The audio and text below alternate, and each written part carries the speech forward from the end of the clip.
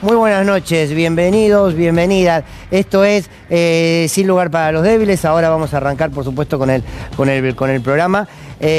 Bueno, quiero sumarme a lo que cada uno de los colegas aquí en el canal han expresado sobre la denuncia de acoso contra Pedro Brigger. Quiero decir que yo ya hablé de este tema en mi programa de radio, en Radio 10, el día de ayer, pero también hacerlo parte en este medio.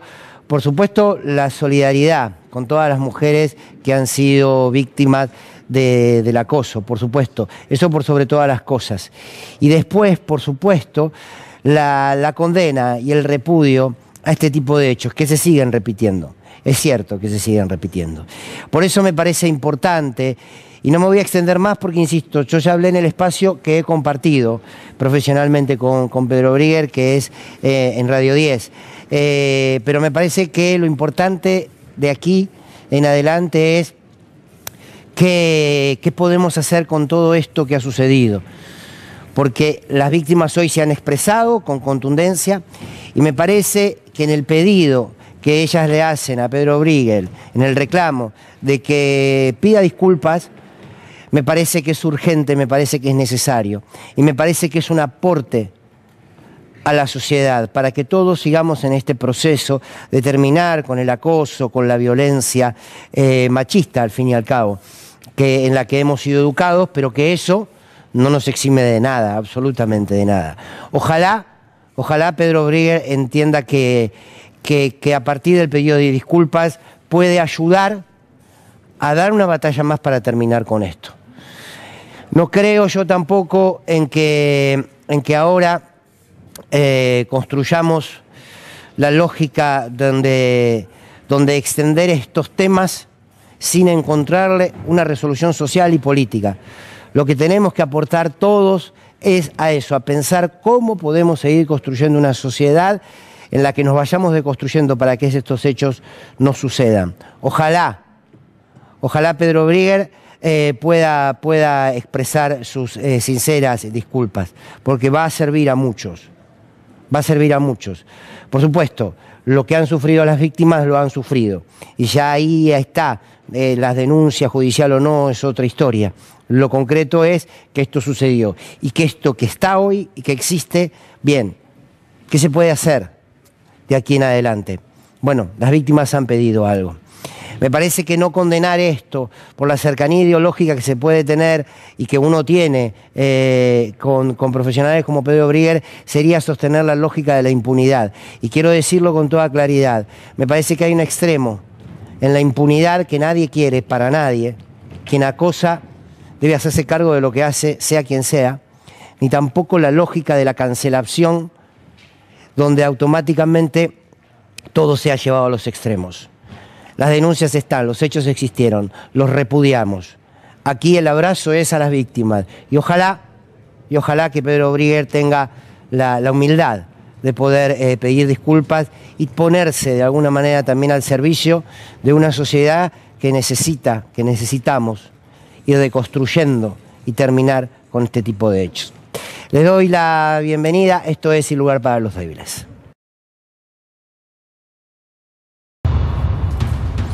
Bueno, muy bien, pasemos, cuesta salir de una cuestión a otra. ¿El país está en riesgo? Sí, claro. Más que un país en riesgo, ya empezamos a ver las consecuencias del modelo que vivimos, ¿no? Consecuencias que son cada vez más duras, más reales.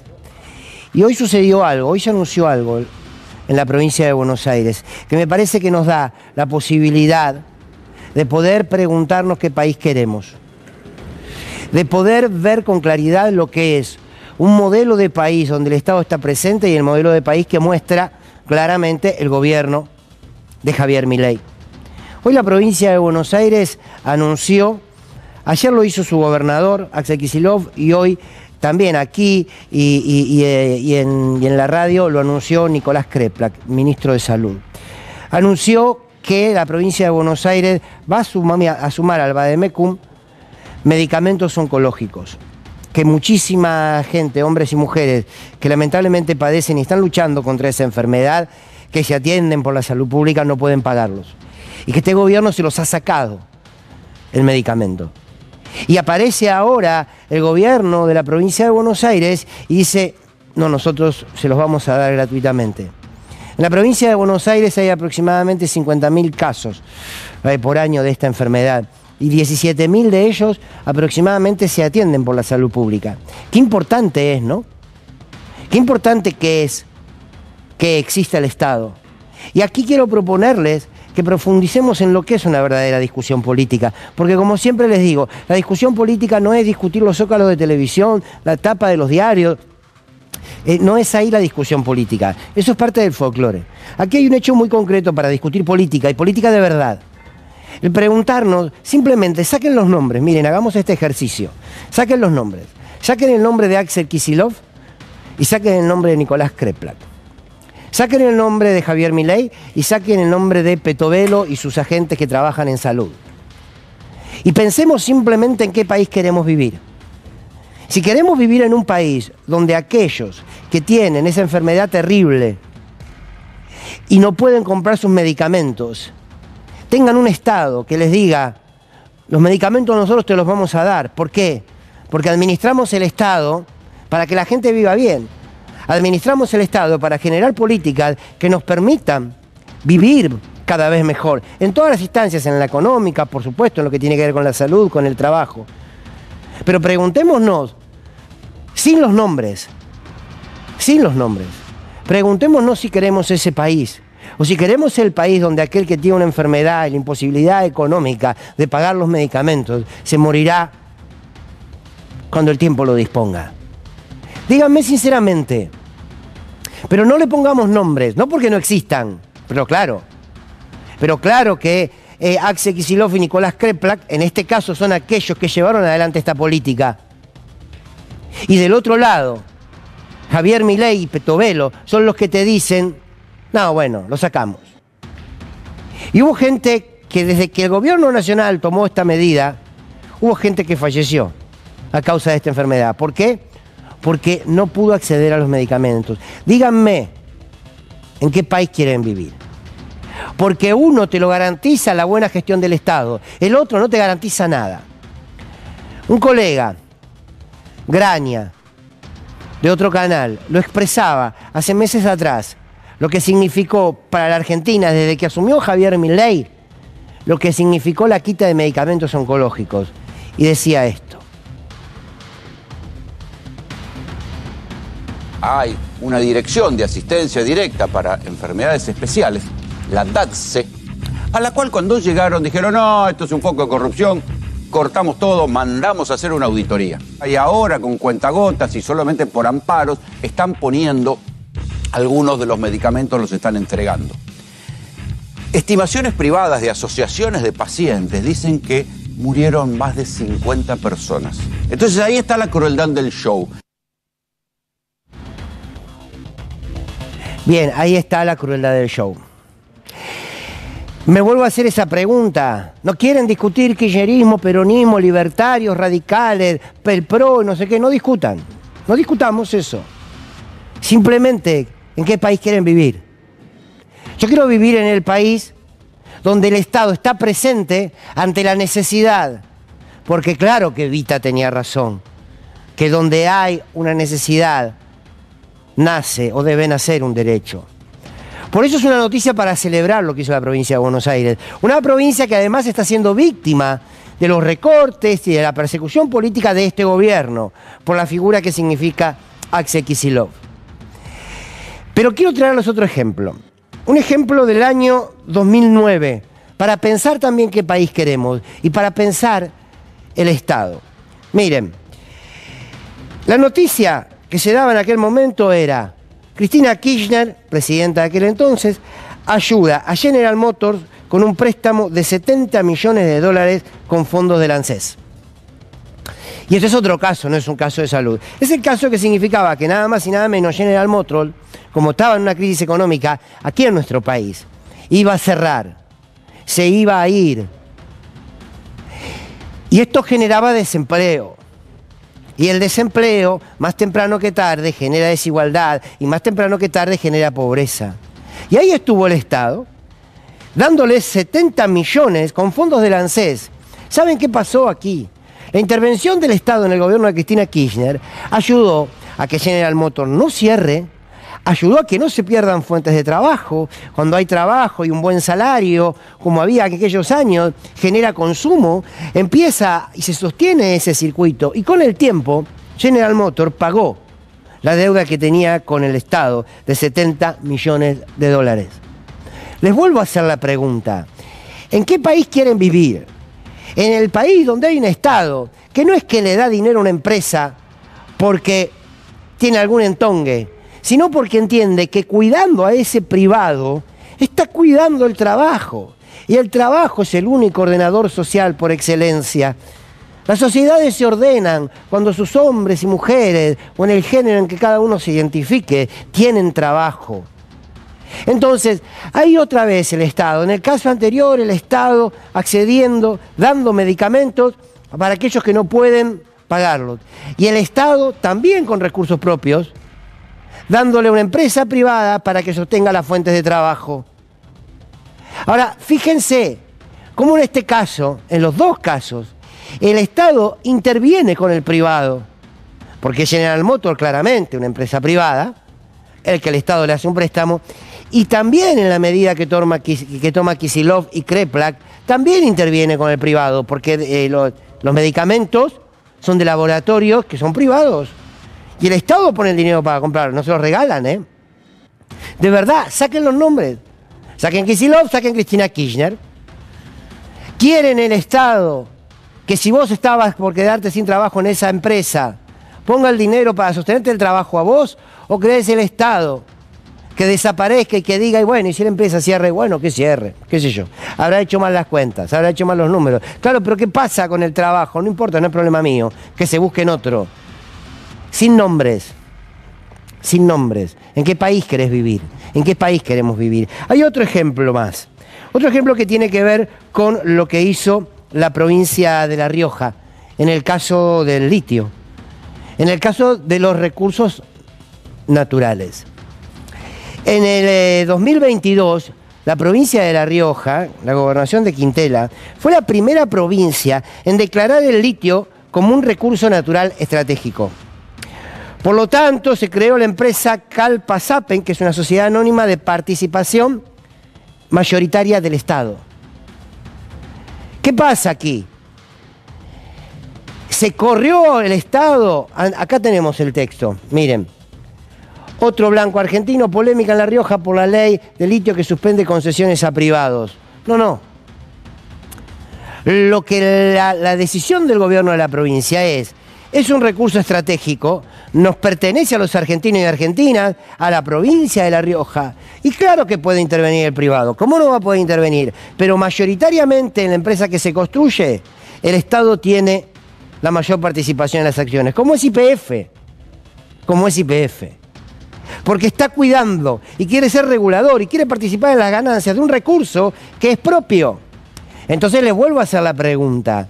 ¿En qué país quieren vivir? ¿En un país que les regale a través del RIGI y a través de que no paguen ningún impuesto a empresas extranjeras venir y llevarse sus recursos naturales como quieran? ¿O quieren vivir en un país, o queremos vivir en un país donde el Estado se haga presente y diga, por supuesto que puede acá venir el privado? No estamos en las lógicas del comunismo, como quiere decir el presidente. Inviertan, pero estas son las reglas de juego. Y esto es un patrimonio nacional que nosotros queremos cuidar. Entonces, fíjense, otra noticia que tiene que ver con La Pampa, si no me equivoco. El gobernador Sergio Silotto anunció la creación de un aporte solidario y extraordinario que tendrá como objeto asistir a las familias en estado de vulnerabilidad para continuar con la obra pública. El jefe provincial detalló que el aporte alcanzará principalmente a todo el sector financiero, pero además a los altos salarios públicos provinciales y posesión de inmuebles. Bien, vuelvo a la pregunta, saquen los nombres.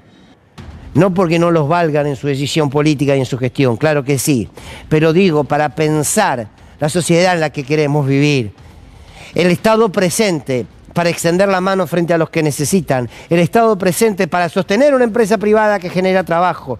El Estado presente para cuidar los recursos naturales, que eso no significa que no pueda participar el privado. Y el Estado que se hace presente para decirle a aquellas personas que luchan por su vida, nosotros te vamos a dar los medicamentos que el Estado Nacional te quitó. Al fin y al cabo si queremos un país donde el Estado, que nos sintetice a todos y a todas, se ocupe de que vivamos mejor. Insisto, empecé con la noticia del gobierno de la provincia de Buenos Aires y quiero cerrar con ella. Porque ¿saben qué? Porque al mismo tiempo, en esa medida, hay una gran disputa por los valores más básicos de la humanidad, que es cuidar la vida. Hay una medida de un gobierno que entiende que la gestión tiene que estar en función de la vida del otro y de la otra, no importa a quién votaste, porque no le preguntan a nadie a quienes votaron antes de darle esos medicamentos. Esa es la disputa también en esas medidas. No son solamente medidas que se pueden leer desde la gestión de un Estado, son políticas que también nos hacen poner en discusión con qué valores vamos a construir la sociedad que tenemos. Y en la discusión que les planteaba de qué país queremos, si este o el que tenemos, estos del Estado presente o el que tenemos, ahí hay una discusión de valores. No es una discusión partidaria, claro que es ideológica, porque no hay nada más ideológico que entender que en la vida el otro es parte necesaria de nuestra propia vida y no es el enemigo descartable o aquel del cual puedo prescindir todo el tiempo. Manojo de reflexiones para pensar que tenemos mucho para reflexionar, porque también esto es una batalla cultural. El Estado dueño de todo, no, se agotó eso, se terminó eso. El Estado con el privado, sí, claro, pero el Estado siempre como aquel que da el primer paso para estar frente a quienes más lo necesitan. Lo otro lo estamos viviendo. Bienvenidos y bienvenidas, esto es Sin Lugar para los Débiles. Bueno, muy buenas noches, ¿cómo andan queridos colegas, compañeros, compañeras? Buenas noches. Sí, otra jornada negra en los mercados y un país que no tiene un solo índice económico que le diga que la Corte se marcha bien, pero además, por sobre todo, el índice social, ¿no? Ahora, ¿hay un mensaje del mercado? ¿No hay un mensaje del mercado? ¿Importa mucho, importa poco? A ver, a la ciudadanía segurísimo que no. Claro. A nosotros seguro que no, nadie nos importa. Pero creo que sí, al gobierno sí, y por lo que pude saber también estaba muy preocupado Toto Caputo, ajá, porque claramente él consideraba que la reunión que tuvo con las entidades bancarias, donde le prometía papelitos, le iba a ser un poquitito más cómoda y un poquito mejor. Sin embargo, después claramente la respuesta fue otra, los bancos no salieron, los bancos me refiero a modo figurativo, ¿no? No salieron de la reunión muy conformes con la propuesta y claramente la respuesta es la que está sucediendo. En la macro no nos ayuda y nos favorece para nada, claro está. Ahora, vos fijate, Fer, ¿no? Digo, qué curioso lo que uno está viendo en estos meses, que los propios grandes aliados del gobierno le están marcando la cancha, es decir, el propio establishment le está jugando en contra. El PRO, con el documento que sacó Macri de la Fundación Pensar, en los cuales ya advierte y dice que hay más incertidumbres que certezas, ¿no?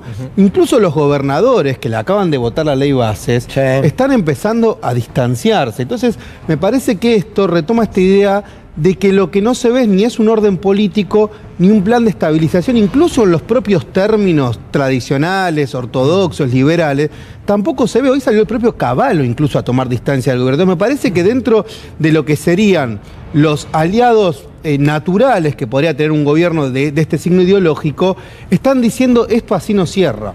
Igual vos preguntabas recién si a la sociedad esto le importa mucho o poco, probablemente le importe poco, pero tendría que importarle mucho más, porque es ese poder concentrado el que condiciona la vida, sí, y después ¿con quién se la agarran siempre? Con aquel que cobra un determinado plan social o con el empleado estatal que parece que se frotan las manos cuando los despiden y se divierten, ¿no? O tienen una especie de regocijo cuando dejan a la gente sin trabajo. Así que debería importar. Sí, igual a mí me da la impresión que cuando los economistas, con todo respeto, no se informan mucho, ¿no? de los datos de la macroeconomía. El crecimiento de la macroeconomía, que tampoco es el caso, indica la mejoría en la calidad de vida de la gente. De hecho, nosotros nos dijeron el mes pasado, bajó la inflación y está todo inalcanzable de comprar, ¿no? 10.000 pesos no te sirven para nada. Nada. Entonces digo, a veces también, ¿no? Esas lógicas de la macroeconomía, por más que muestren buenos resultados, algo así le pasó al gobierno, lo decía hoy Luli Trujillo, le pasó al gobierno de Alberto Fernández con Guzmán. Los números de la macro crecían y la gente cada vez vivía peor, ¿no? Mira, hoy la CELAC, de hecho, lanzó un informe que está muy, pero muy piola y grafica exactamente todo lo que estamos hablando. Y te voy a leer algunos ítems, porque en realidad tienen que ver todos, algunos con la macro, otros con la micro. Pero, por ejemplo, los trabajadores registrados en el sector privado de la construcción bajaron un 15,7%. Y estamos siempre hablando, por ejemplo, de marzo 23 a marzo 24, porque intenta la CELAC justamente no sesgar el resultado. La pérdida acumulada frente a la inflación por invertir, por ejemplo, en un plazo fijo, algo que pasa en todas las casas o en algunas casas. De junio del 23 a noviembre del 23 hubo una variación del 19,3%, o sea, bajaron esos depósitos. Pero ahora, en el mismo periodo, en este caso de diciembre del 23 a mayo del 24, 121% con 94. Bien. Dos datos nada más. Sí, perdón. Sí. Colapinto, el piloto que habló Adorno. Claro. No, quiero tirar una buena, hermano. Están tirando de la cosa. A la gente le interesa Colapinto, que la revista Carburando dijo que tuvo un desempeño extraordinario. Va quieto en el campeonato y repitió podio en tu cara, Abigail. La gente quiere saber de Colapinto. ¿Qué le interesa el riesgo país, los bonos, el dólar? Estamos en otra. La gente tiene esperanza. Este es el mensaje que le quiero dar. Colapinto corre ahora, el fin de semana, chicos. La realidad Dígame es la que hora. al gobierno le están llegando estos números, porque sin ir más lejos, la recaudación bajó abruptamente. También es lo que se recauda a partir de los impuestos. Por ejemplo, el IVA, sin ir más lejos, en lo que fue junio es un 20% menos, que se traslada concretamente al consumo. Por lo tanto, también insistimos con algo, que los números de inflación para el gobierno estén bajando, que también sabemos que esos números bastante dudamos referencia a lo que está diciendo el gobierno respecto a esa caída de la inflación, tiene que ver directamente con que la gente no está consumiendo. Bueno. No tiene que ver con que los precios se están ordenando, si se quiere, pero vamos a comenzar este recorrido. ¿Cuándo inicia? En definitiva, lo que terminó sucediendo hoy, que es este martes negro, el viernes, con la conferencia de Luis Toto Caputo. A ver. Deriva entonces en un programa económico realmente robusto. O sea, estamos en un programa en el que estamos en déficit cero y emisión cero. ¿Qué implica este tema de que sea emisión cero de vuelta para la gente? Implica menor problema cambiario, ¿sí? Al estar fija la cantidad de pesos, disminuye enormemente la volatilidad cambiaria, porque, digamos, al estar fija la cantidad de pesos, en la medida que ingresan dólares a la economía, cada vez esa relación se hace mucho más estable, ¿sí? Me quedo un poco con esta palabra que utiliza Caputo, que es robusto. El sistema está robusto, no hay nada que pueda llegar a movilizarlo. Bueno, no pasaron ni 2 días desde ese anuncio. Bueno, los bancos le dijeron, la reunión con los bancos no Los fue bancos buena. estaban esperando, y creo que en definitiva ahora un poco el asesor de Milei, Espotorno, es quien confirma esto. Los bancos estaban diciendo, y la verdad que se instaló mucho el día viernes, sobre todo nosotros que estamos en lo que es el canal, podemos darle cuerpo a todo lo que fue ese murmullo del cepo. Se va a hablar del cepo, por lo menos se va a poner una fecha para el cepo. Sí. Bueno, ¿qué pasó? Después, en definitiva, viernes a la tarde, Caputo no anunció nada sobre el cepo. ¿Sí? Entonces ahí fue la respuesta directa de los bancos. Escuchemos a Espotorno, asesor de Javier Milei, hablando sobre qué pasó luego de la conferencia de Caputo.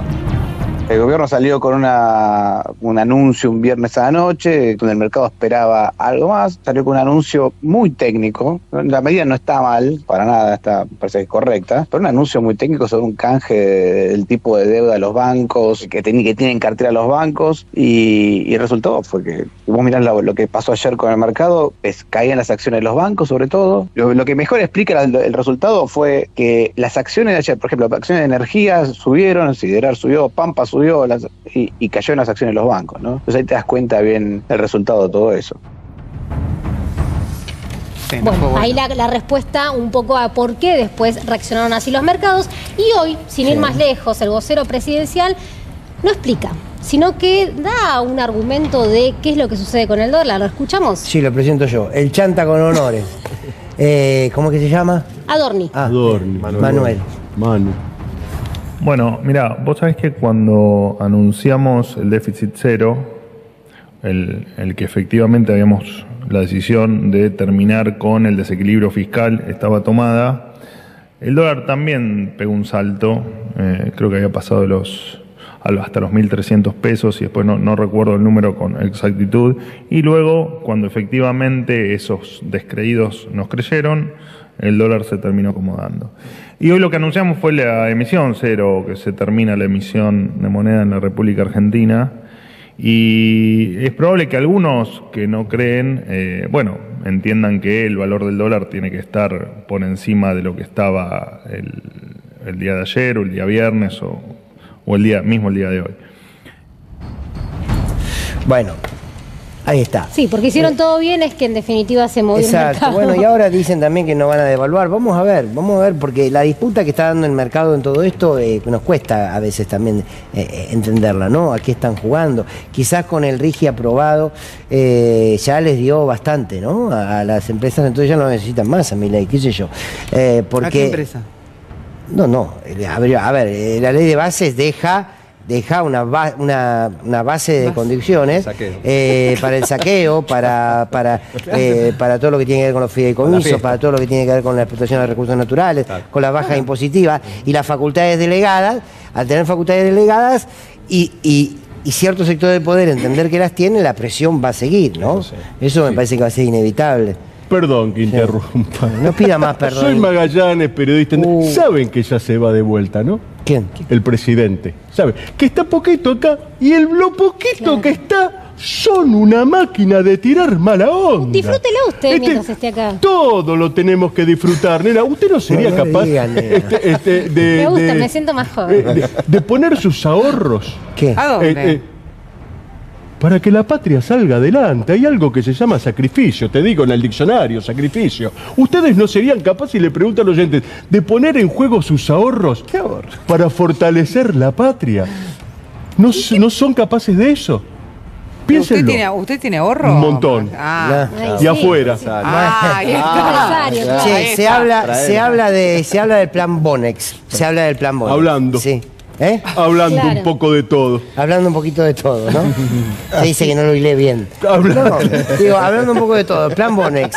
Porque se insisto, dice, hay un segundo plan Bonex, se vienen por el plan Bonex, se vienen por el plan Bonex. Nahuel, porque muchos no tienen por qué saber todo el mundo que es el plan Bonex. A ver, estuvo hablando el economista Orlando Ferrares respecto a que hubo como una suerte de plan Bonex para los bancos. Entonces, primero que vamos a hacer es ver qué es lo que dijo y después recordar que fue el plan Bonex de 1989, bien, ¿no? Porque ya que Milei siempre habla de la primera etapa del menemismo, lo vamos a recordar.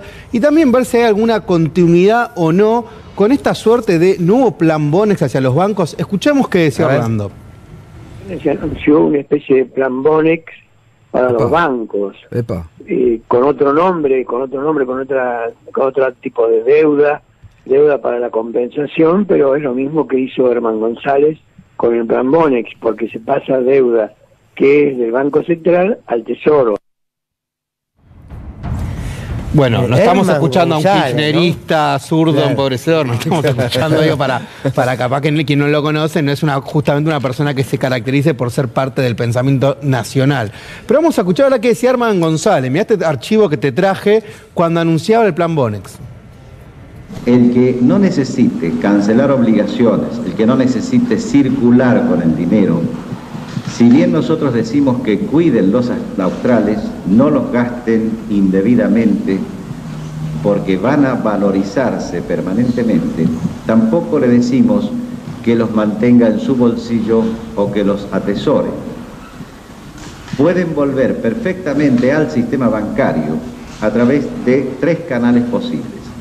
Su depósito en cuenta corriente común, su depósito en caja de ahorro común, que va a tener una tasa de interés libremente pactada entre la entidad y el depositante. Y la tercera alternativa es una caja de ahorro ajustable según el tipo de cambio, más una tasa de interés también libremente pactada entre la entidad y el depositante. Vale decir que quien recibe australes tiene esas tres alternativas que le van a permitir seguir operando en un sistema donde deja de tener vigencia este reciclaje permanente de cada 7 días para convertirse en el receptor del verdadero ahorro que luego ha de generar todo el sistema de créditos posibles. El bono externo es un título absolutamente sano, dolarizado, que reconoce además una tasa de interés internacional superior a la internacional porque hay un riesgo país. Bueno, a ver, vamos por parte. ¿Qué fue el plan Bonex? Un poco ahí lo que decía Arman González en 1989.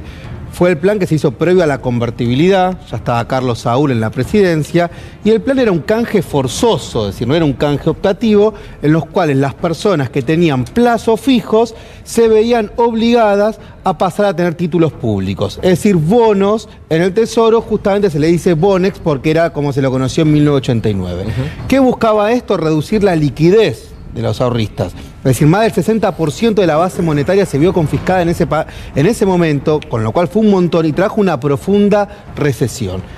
Si vos tenías más de 1 millón de australes, te daban ese bono que lo podías cobrar. Estamos en 1989, hasta vencía en 1999. Ahora, ¿no? o sea, básicamente iba a retirar la plata de mi plazo fijo y me daban un papel. Claro, o sea, básicamente tu plazo fijo, no, te retiramos liquidez, recesión y de manera forzada, ¿no? Esto es lo que hay que decir, no era ni optativa ni nada. En los hechos terminó siendo algo forzado.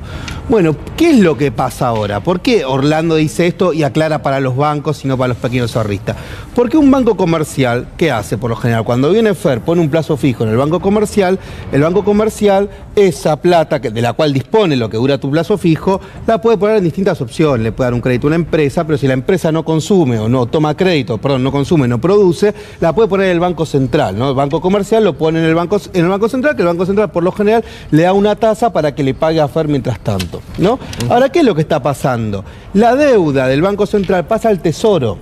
Entonces, al que pasa al Tesoro Nacional ya le cambia la jugada a los bancos, y ahí donde algunos dicen, bueno, lo que pasa es que hubo un problema de comunicación porque en realidad el Banco Central va a seguir respaldando, pero si eso no es así, la diferencia es que vos en el Banco Central, te guste o no, tiene la caja para emitir.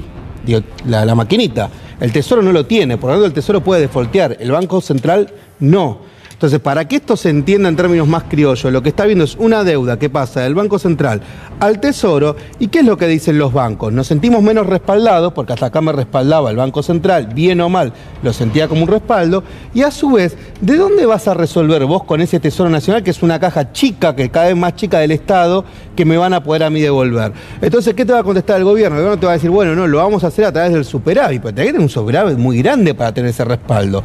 No, lo vamos a hacer a través de la emisión, no, porque omisión está prohibida. Entonces, ¿qué dice? A través de la motosierra, o sea, más ajuste.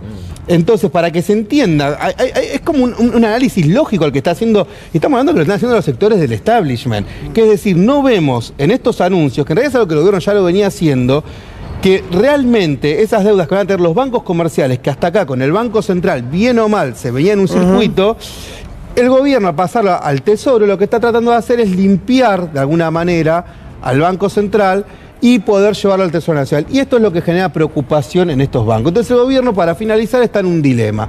¿Por qué? Porque si esto empieza a crecer, va a tener que usar las medidas populistas que tanto odia. Para ponerle un freno, si sigue creciendo el dólar, si los bancos siguen preocupados, si va a tener que hacer todas las medidas que según la propia lógica del gobierno no van, porque son medidas para confrontar con el mercado. ¿Vamos hasta ahí? Y si no hace eso, bueno, básicamente es un desgobierno que va a ir fluctuando en función de las necesidades que tiene el mercado, con un nivel de vaivén político realmente y económico preocupante. Bueno, bien, por aquí es lo que... hoy está intenso. La última, sí. Nahuel. Sí. Cuénteme. ¿Cómo llegaste a esta perla de Arman González? ¿Qué hace, boludo, Domingo? Mirá que el canal Volver. ¿Qué hace? ¿Te querés divertir? Me quiero divertir. ¿Te puedo invitar? ¿A dónde? Al Cineclub de Olivos.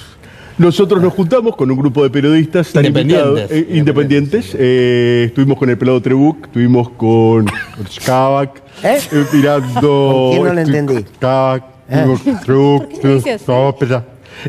Todos en el Cineclub mirando óperas. Pero dije, tenemos que incorporar a la gente del otro lado, o sea, ustedes, a los que antes Pero hay algo que yo vivieron de los... Usted va a los domingos. Sí, a ver óperas. Y a ver a Puccini. ¿Te dan de comer? La pasamos, Barro, ¿querés venir?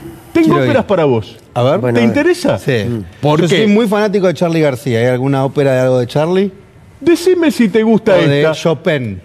No, Chopin no tiene óperas, no seas ignorante. Te voy a mandar una que te va a encantar. Mirá esta ópera hermosa, Pensando en vos que hice. En la programación, soy el programador para ustedes. Ponémela, diré. Mirá lo que es. Espectacular. El barbero de su villa. Y ahí tenés a todos los pibitos que salen con los cortes como los jugadores de fútbol. Porque se peinan todos. Es extraordinario el barbero de su villa. Podemos tener. ¿Se acuerda el Abazán que tenía el programa? Esta es tu villa, extraordinario. Bueno, No creo que a Nahuel le guste. ¿No te gusta? Entonces te voy a mostrar otra que te va a gustar, que te va a encantar. Esta sí te va a gustar. Ponele la otra. Esta te va a encantar. La otra ópera. Mira lo que es esto. Trosca de Puccini. Una obra. Una ópera, esta sí que te gusta, Trosca. Es un dramón. Es una legisladora que renuncia a los 2 años de haber asumido. Bueno, que le deja lugar. Pero no le quiero spoilear el final. Trosca de Puccini. Es hermosa. Tuvimos el barbero de su villa. Viene Trosca y la última, que esta sí te va a gustar, Nahuel. O a vos, nena, que te gusta la guita como loca. Esta es. ¿Se acuerdan la de Mozart? La flauta mágica. A ver. Mira, la hizo Adorni. ¿Qué programó usted? La pauta mágica. Esta me gusta. Fabuloso, chicos, porque aunque no la veamos, me voy a reír desde el principio. la pauta siempre está. Sí, claro. Y ahí está la pauta mágica, porque no, cortamos todo, pero uno anda en lancha, el otro se compra, vamos, como 2 kilos de asado como Diola, y la pasa lindo, chicos, la pauta mágica, porque aunque no la veamos, la pauta siempre está. ¿Querés venir, Nagu? Quiero ir. Estás invitado, vos, nena, Sobre todo también. a la de Trosca, esa quiero ir. A la de Trosca. ¿Vos cómo te llamás? Pablo. Pablo, estás invitado. Te anoto Pablo +1. Y vos, querida, venís con otro que la vamos a pasar bárbaro. Magallanes, ópera, cineclub, Milei, Trebuch, Cava, fiesta, champán, all the night. Bueno, no hay un corte, nada para ir ahora. Bueno, ¿con qué vamos ahora? Sí, no, es que nada de lo que tengo. Bueno, a ver, tema serio. Primero, una noticia, Avi, que es importante, que tiene que ver con lo que va a suceder mañana, porque se retoma el juicio a quienes atentaron contra la vida de Cristina. Exactamente, es la segunda jornada que se va a transmitir en vivo, además también. Es una jornada sumamente importante, ¿por qué? Porque más allá de que ya escuchamos la declaración de uno, de Sabac Montiel, mañana declararían los otros dos. Estamos hablando de Nicolás Carrizo y de Brenda Uliarte. Que Brenda sería aquella persona, recordemos, que había acompañado a Sabac Montiel dentro de la banda de los Copitos, y claramente lo que quiere instalar también y dejar en claro que no se investigó es la pata de la política, en este caso del atentado.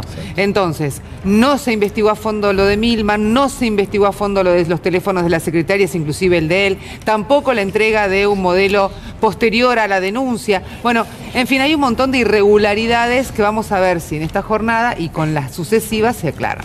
Bien, mañana vamos a estar entonces también con toda la información. Y sigamos con las cuestiones económicas que hacen a la cuestión social. Claro. ¿No? La economía es una ciencia social, no es una ciencia exacta o matemática solamente. Y todo lo que veníamos hablando, ¿no? De esta Argentina que está en riesgo permanente, de la macro que te dice, ni la macro te cuenta que las cosas están bien, eso se traduce con una realidad de una Argentina cada vez más pobre. Exactamente, porque por más que se trate de tentar a los bancos, la situación abajo, como mencionábamos, se sigue empeorando, y índices que tienen que ver con la ciudad de Buenos Aires. Estamos hablando del distrito con mayor poder adquisitivo de la República Argentina, de las capitales con mayores ingresos del mundo. Está bien, muy devaluado últimamente, pero sigue siendo Buenos Aires una ciudad muy rica, de aproximadamente 3 millones de habitantes, donde en situación de pobreza, si ponemos todos los sectores y subsectores, estamos en un tercio. Y son números realmente alarmantes, y se ha duplicado en solamente 3 meses de la gestión de Javier Milei. No estamos hablando de todo este semestre completo. Miren ustedes estos datos que fueron relevados por el INDEC, ¿no? Tiene que ver con la pobreza en la ciudad autónoma de Buenos Aires. Si comparamos el primer trimestre de 2023, estamos hablando de poco más de un año atrás, 15,8%, y en este caso estamos hablando de una pobreza que tiene que ver con hogares de 30,4%. Si lo llevamos a personas, es 5 puntos más todavía. ¿No? Son números que alarmantes. Hablamos de 600.000 personas en situación de pobreza, y si lo llevamos a la indigencia, también los números son realmente muy preocupantes, porque tiene que ver en este caso con la indigencia de las personas que lo sufren en la ciudad de Buenos Aires, también comparando los trimestres primeros de 2023 en relación con el 2024. Mira vos, ahí lo tenés. Decime si esto no es el doble. Estamos hablando de un 8,4% contra un 15,3%. Claro, cuando vos lo llevás a números, estamos casi hablando de 500.000 de seres humanos en la ciudad autónoma de Buenos Aires. Y estos números que son de la ciudad y que marcan el crecimiento de la pobreza, que se puede extender también en otras regiones de nuestro país, digo, se da en el mismo momento, y traigo aquí los datos que se habían dado a conocer a través del índice de Gini, ¿no? Claro. Que dice que las 10 personas o los 10 grupos que más tienen 15 veces más que los que menos tienen, ¿no? Digo, porque esta pobreza es en ese contexto de desigualdad. No es una cuestión de la naturaleza, que surge porque sí. Hay muchas, pero hay al menos una explicación, y ahí está, ¿no? No hay distribución. No, y ese decil, además, el más rico se llevó un punto más, ¿no? En desmedro de las minorías. En la ciudad de Buenos Aires, donde además, por frío, en el fin de semana murieron 3 personas. No nos olvidemos de este tema. Y fue Grabois quien habló sobre ese tema, porque también está en el contexto de una justicia que falló 3 veces diciéndole a la ministra de Capital Humano que saque la comida que tiene acopiada en los diferentes lugares para poder satisfacer la necesidad de la olla. Personas que no comen, lo estábamos viendo recién con los números. La indigencia significa personas que no comen. Le está diciendo al gobierno nacional que tienen que entregar esa comida y siguen sin hacerlo. Fue Grabois quien hoy puso este tuit donde habla concretamente de estas dos temáticas, de las personas en situación de calle y de la comida para los comedores. Tercer fallo en contra de Petovelo. No hay apelación que valga frente a su infame programa de hambre. Perdieron en primera instancia la Cámara y ahora rápidamente en casación de forma unánime. 7 jueces de trayectoria y pensamientos distintos coinciden en que el gobierno debe repartir los alimentos. Los depósitos siguen llenos, las ollas semivacías. Este fin de semana murieron 3 personas de frío, malnutrición y abandono. Cientos de miles de pibes comen una comida al día. No es tan difícil, repartan los alimentos, restablezcan los comedores, y si alguno robó, que pague el ladrón, no la gente que lo necesita. Es muy contundente lo que está diciendo. Estamos viviendo jornadas de muchísimo frío. Hoy, o sea, ya este día miércoles, prácticamente van a ser 2 grados. La cantidad de gente que hay durmiendo en la calle aumenta día a día, y sobre todo con estos números de pobreza e indigencia. Déjenme decirle, perdóname, Avi, porque ahí me acordé que precisamente la organización que es nacional de los chicos del pueblo van a marchar el sábado 13 de julio en respuesta al ajuste que está llevando adelante el gobierno, bajo la consigna que siempre han mantenido, que es el hambre es un crimen. Esto va a ser la República de los Niños. En La Plata, de 10 a 16 se va a hacer esta convocatoria insisto, los chicos del pueblo, bajo la consigna el hambre es un crimen. 2 datos te digo. Uno, que es el Club Nápoles en La Boca, en el barrio de La Boca, que está a 2 cuadras de Caballito, a la vuelta de la cancha, para que más o menos se vayan situando. En diciembre le daba de comer a 80 personas. Ahora tiene más de 200 platos. Una de las partes de la ciudad más abandonada que hay. A punto tal que, de hecho, el turismo, se llama Club Nápoles porque le rinden homenaje a Diego Maradona, además, el turismo pasa a las 2 cuadras, no lo llevan. Claro. Porque está declarada una zona roja, por insegura. Otro dato. Asociaciones civiles en la ciudad de Buenos Aires están denunciando, por ejemplo, esto que decía Ana del frío, que además a todo esto desaparecen de la nada las frazadas, los colchones, las ollas, todo lo que pertenece a las personas en situación de calle. Claro. Están pidiendo donaciones a lo loco en distintos lugares, distintos vecinos, gente civil que sale a buscar y ayudar a la gente en situación de calle. Te puedo decir una cosa, me parece bárbaro repartir frazadas, repartir comida. Lo que hay que repartir es guita acá. Se tiene que repartir de manera equitativa. Un dato más que surge de esta encuesta que te acabo de dar. Trabajo, ¿no? Claro, a partir del laburo bien remunerado. Las clases acomodadas, muchos de los cuales en la ciudad votaron a Javier Milei, perdieron 3 puntos, se cayeron 3 puntos del sistema, de 8,5 a 5,3. Sí, es muy difícil entender cómo y hacia dónde va este gobierno, ¿no? Porque todos los caminos nos dicen que van hacia un lugar equivocado. Dime. No, y es un buen momento, ya que se cumplieron 50 años de Perón, de recordar el concepto de la comunidad organizada, ¿no? ¿Por qué? Porque la idea es que las iglesias, los clubes de fútbol, las organizaciones sociales, son parte del tejido social. El gobierno no solo que no es que dejó de repartir la comida o a los movimientos sociales, a nadie, ni a la iglesia, ni a las ONG, o sea, cualquier tipo, que ni siquiera federal y ni siquiera tiene, o sea, y es imposible igual que por más que mejores intenciones que pueda tener, que pueda llegar a todo el país. Sí, y además de esto la sordera, porque se lo está exigiendo un sector de la dirigencia política, sí, empezó con la denuncia que citaba Ana recién, Juan Graboy, se lo exige la iglesia, se lo exige la justicia, se lo exige el periodismo, se lo exige la gente de los barrios, se lo exige los movimientos sociales, se lo está exigiendo la sociedad toda, porque es medio transversal esto, ¿no? Lleven a la América y no lo hacen. Desinterés. Bien, nos estamos despidiendo. Quiero que nos despidamos con una imagen que quiero agradecer, en realidad que tiene que ver con... Nada, es una imagen de las que hace bien. Miren, ¿qué es esto? Miren qué linda esta torta. ¡Qué linda! ¿Cómo espanto? No, espere, déjeme agradecer, de verdad. No, es una torta de una persona muy joven que cumplió años y que miren, nos ponen ahí. Claro. Está Evita, el Partido Justicialista y C5N. Aparte es un mensaje que le mandaron al querido Víctor Hugo, a que siempre le mandamos un abrazo enorme, siempre. Y mira qué lindo obsequio. Yo decía, bueno, vamos a compartirlo acá. Qué símbolos, ¿no? Un lindo reconocimiento. ¿Qué te parece? Un espanto. No, bueno. Está ¿Cómo un espanto? ¿Qué, una nena, un nene? ¿Quién celebró? Sí, sí. ¿Cómo sería tu torta? ¿Cómo sería tu torta? Ay, maravillosa. Apúrese porque se termina el programa. ¿Lo puedo pensar? ¡No! Mi torta es una peluca extraordinaria. Claro, de Javier. Claro. Miren qué linda imagen. Una vela. Bueno, gracias a quienes han hecho este obsequio y esta torta para un cumpleaños, ni más ni menos. Bueno, nos despedimos. Mañana nos vamos a encontrar. Era chiquita la torta, ¿no? O los arreglos muy grandes, porque se ve una cosita así. Yo le voy a traer una torta para el día de mañana. ¿Sí? Una torta, pero de las de verdad. Sí. Una torta que vamos a hacer con Adorni, Petovelo, que vamos a hacer con Lidia Lemoyne. Una torta así te vas a comer. Ustedes la torta no la reparten la torta. Sí.